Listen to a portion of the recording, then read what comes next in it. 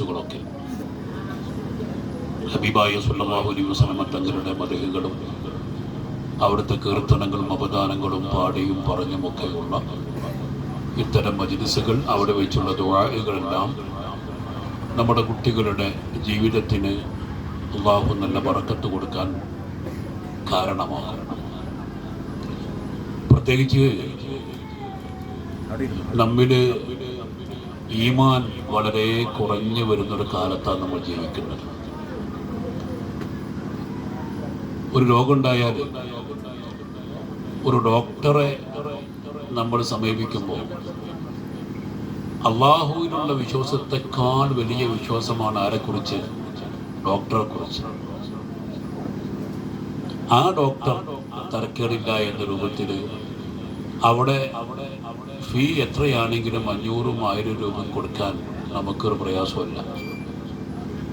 വലിയ വലിയ ഹോസ്പിറ്റലുകളിൽ നമ്മൾ കാണുന്നത് എല്ലാ സുരക്ഷിതത്വവും അവിടെ ഉണ്ട് എന്നാണ്.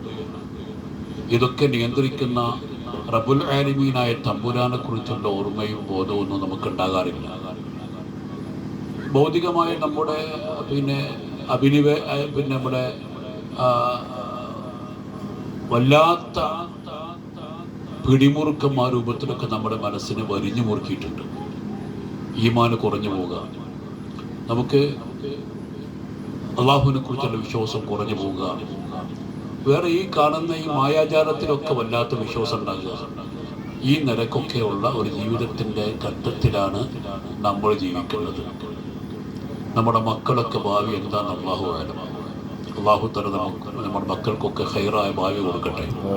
എല്ലാ നിരക്കുമുള്ള സ്വലാഹികത്തും ഫലാഹികത്തും അള്ളാഹു അവർക്ക് നൽകട്ടെ എന്ന് ദുആ ചെയ്തുകൊണ്ട് ഇവിടെ പ്രിയപ്പെട്ട ഉസ്താദുമാർ ചൊല്ലിത്തീർത്ത ആ ബുർദയെ തവസ്സുലാക്കിയിട്ട് ഇൻഷാ അല്ലാഹ് നമ്മുടെ പ്രിയപ്പെട്ട സുഹൃത്ത് സ്വലാഹു അവൻ്റെ കുട്ടി മോളെ കല്യാണത്തിൻ്റെ